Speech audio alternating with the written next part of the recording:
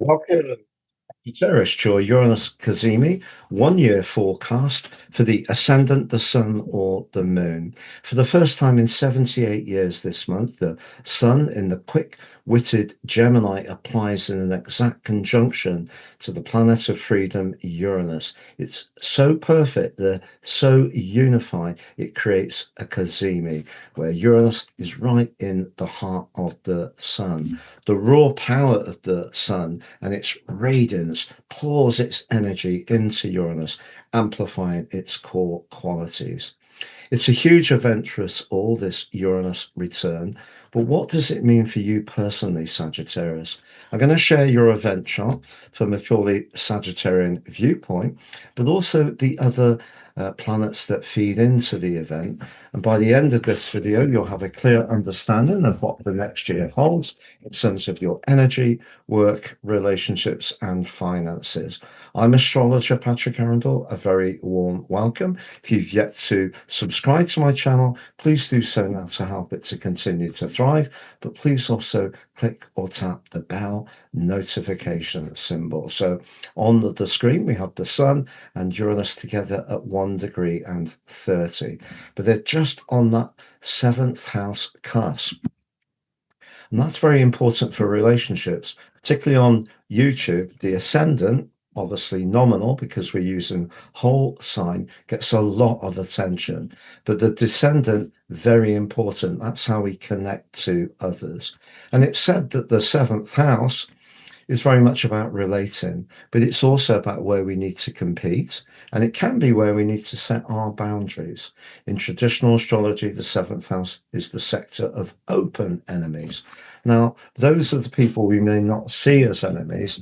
It could be the grumpy boss, maybe the neighbor next door that is not that friendly, but we're not at odds. We just know that they're not necessarily our best friends. But the sun in this position can be important for your connections. And the sign of Gemini is very quick witted. It's very much interested in fast communication and ideas. And it can be to do with data, the media, technology, definitely social media. But Uranus is actually the exalted higher octave ruler of Mercury, the ruler of the sign of Gemini, which just happens to be in resonance. And I have to say, I think that's particularly symbolic and positive for you personally, because Mercury in the seventh house, for me, creates the potential to be a bit more detached. And when people don't necessarily see things like we do, take it a bit less personally. Mercury also in its home sign is in a very strong link with Saturn in the fifth house, which is where you can be very creative, uh, potentially demonstrative. Saturn may be a little bit more inhibited, but this suggests that if you forged a relationship with someone where it was a meeting of minds, it could be a relationship that lasts for some time. But what about the Sun and Uranus? So the Sun in Gemini, the third zodiac sign, things speed up. Uranus here is really asking you to be in touch with the truth of your connections because Uranus is the ruler of the sky in mythology, but in its co-regent uh, uh, role of Aquarius, it is about our higher purpose. So around relationships, what this combination is asking you to do around all sorts of connections is to get in touch with the most authentic ones. And perhaps because Uranus can be about removing or freeing ourselves from things that don't work so well, getting rid of stale energy. So if there are certain ties you have, you may even like the people concerned, but if it's an energetic exchange that doesn't work well, you often feel drained after they get off the phone. Those may be the people that you just want to put a bit of a firmer boundary in. You may not want to fall out with them, but you just need a bit more space. But what about the role of Neptune? So, Neptune, like Saturn and Chiron, is in your fifth house, which can be very much about romance. And of course, Neptune can be very much the kind of like when we fantasize about what we want. But that link between Neptune and the Sun and Uranus is very, very strong. So if you did meet someone, it might happen quite quickly, but they could capture your imagination as well as stimulate your senses. Now, one of the things that I feel that Sagittarius people struggle with is when people are a little dull. So, what you're going to crave for over the next year is people who are very bright, amusing, witty, all very Gemini themes, but also perhaps surprise you a little bit at times. And that helps to keep things fresh. So, that's a lovely link between Neptune, the Sun, and Uranus. And then Pluto down here in the third house, as he will be for some time now in retrograde through to the 16th of October. He's going to transform your thinking over the years to come and your perhaps even mode of expressing yourself. And of course, the third house does have a Gemini echo, quick communications, but Pluto, of course, is about that deep expression of ideas. But Pluto, again, very strong link with the Sun and Uranus. So if you connect with people who are stimulating, fun, surprising, but also switch your mind on. It is a kind of give and take scenario. That's going to be a very nice state of affairs. What about your ruling planet? Well, Jupiter continues right through to the end of June in this eighth house where it's been for some time. And hopefully that will see an improvement around your long-term finances by then. But you have the other planet of fortune in that eighth house too, Venus. And Venus forges two beautiful links and two challenging ones. And because Pluto is one of the challenging ones, let's talk about that first. So the dialogue, the third house, but the intensity of Pluto, Venus in the eighth house has a kind of Plutonic vibe. You might find yourself attracted to someone where it doesn't quite happen and it may be something that's a bit difficult. Also, because Venus is in a square with Neptune, the attraction that you have because of the lovely sextile between Neptune and Pluto, that there may be that draw, there may be that sort of magic, but somehow or another, you don't quite align to that other person. So perhaps it's going to be a connection to someone where the more intimate side of the relationship just doesn't develop. But Venus actually forges a brilliant link to Mars. And of course, these are the two planets of passion. But Mars is very practical, of course, in Taurus, but in that sixth house, he wants you to be busy. And that can be good for your stamina over the next year. And if you are wanting to work hard at making the most of your resources with Venus money and the eighth house longer term or shared resources, Mars will give you lots of motivation to do that. But perhaps that's a bit more of a practical one as far as romance is concerned. Now, the moon's right at the top of the chart in the ninth house. So that's intriguing. It's also in a trine with the part of fortune in your sign, suggesting if you take the initiative this year, there's a bit of a broader ground fire trine with Chiron. If you take the initiative this year, who knows where it will lead for sure. So just to circle back to the Uranus and Sun conjunction, there's one other aspect I haven't told you about. So over the last year and a half, the North Node has been in Pisces. And of course, it entered when Saturn was still in the sign.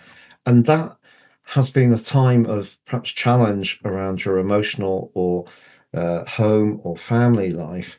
But the North Node is still asking you through the true North Node through to the end of July, just to be mindful of being a bit more protected because you are free spirit, you are hugely independent, you have a broad view of life, fantastic company, huge body of information most Sagittarians know. But this is perhaps a leftover of what you learnt from the Saturn years. And because this combination could see you making quick decisions, potentially about an existing relationship, do just factor into your thinking about how would that feel when that person or that stability is not in your life, which is a bit sort of non-Sagittarius thinking, to be a bit more security conscious. But I do feel that Sun conjunct Uranus in that T square could see you make some sudden moves that might be better, more thought through. I'm going to summarize those four areas of energy, work, relationships, and finances shortly. But just to say, you can download your free Uranus factoid, all about the astronomy, the mythology, and the astrology, including Uranus in each of the 12 zodiac signs and each of the 12 houses. Please see below for more. I've slashed the price of my personal horoscope reports. It's now three for the price of one. The one you pay for is your life roadmap report, which helps us to understand the patterns that are played out in our lives so far, but get a more intimate understanding of them and how we can work better with those energies future forwards. The free charts is your 12-month transits forecast, totally unique to each person, but also your draconic soul analysis. So that's three for the price of one. Please see below for more. I've been doing this full time for 30 years, but I first became interested in astrology when I was 14. I really want to share about natal astrology to as many people as possible. So, if you've yet to watch my deep dive of moon magic for May, which goes into each of the 5 lunations of the month, please see that on the screen. If you've yet to watch your monthly general forecast for May, that's on the screen as well. If you'd like to work with me one-to-one, it would be an absolute pleasure. Please check out my testimonials below. And also, have you taken advantage of my free daily horoscope? Fire to your device each morning, get your early day celestial pit stop for your ascendant, your sun, your moon, whoever you want to read it for. Please see below for more. Now that summary.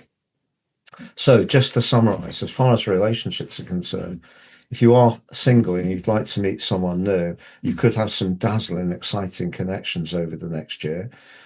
They may not be long lasting at every time. That might suit you perfectly, because Gemini is so nimble. Its need for stimulation is so great. What seems like a hot date one day may be replaced by another hot date the next. So there can be that little bit of fickleness. If, however, you meet someone where you really have that meeting of minds, you collaborate well, so you can support each other, you're good friends, that link between Saturn and Mercury is very, very strong. And if it is true love, well, Neptune, the Sun, and Uranus is certainly going to help that along. I think when it comes to an existing relationship, because Mars is in a square with Pluto on this event, if there is a bit of chaffing between who does or contributes what, or something you want to do doesn't quite fit with the other person's need for a routine, that could be a little bit of a test and there could be a battle of wills. But that battle of wills could play out at work as well, particularly if you work in an environment where you're very committed, but suddenly there's changes to the way things are done, technology, uh, sudden demand for things to be done in different ways. I think you could find that a bit annoying, even though you do have an appreciation of change and being open to it.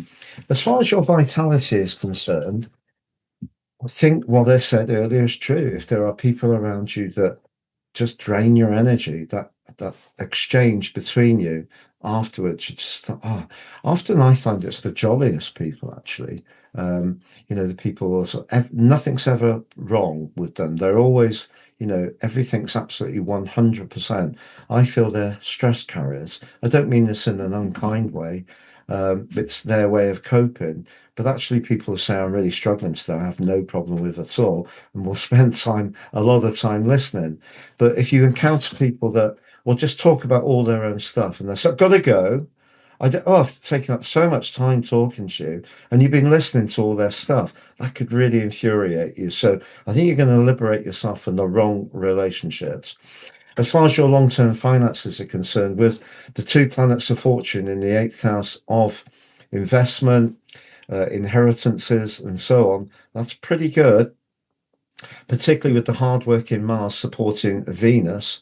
But I think that if you're in a job which is quite stressy and you have got an unpredictable line manager or boss, that's something you could find more difficult. And as far as speculation is concerned, just be conscious that that Neptune in the square with Venus, if someone starts telling you about something that just sounds too good to be true, it probably is. Wishing you all the best, Sagittarius. Thank you so much for joining me, and I look forward to seeing you again soon.